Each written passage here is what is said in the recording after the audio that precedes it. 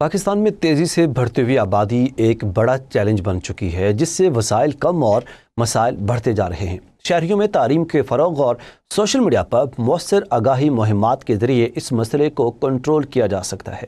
مزید دیکھیے ارسلان لون کی رپورٹ۔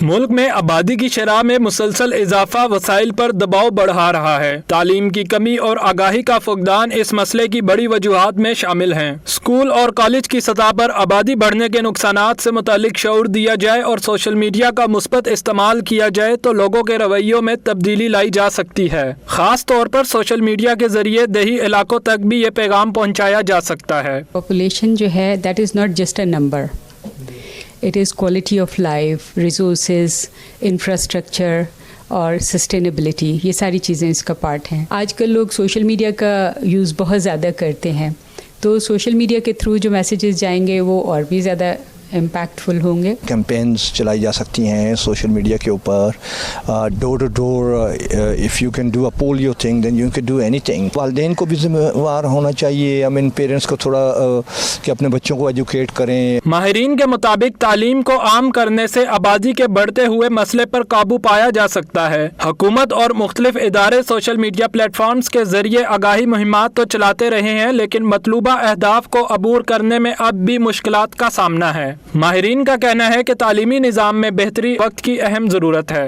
ملک میں بڑھتی ہوئی آبادی کو کنٹرول کرنے کے لیے ہنگامی بنیادوں پر اقدامات نہ کیے گئے تو ملک کو کئی سنگین بحرانوں کا سامنا کرنا پڑ سکتا ہے۔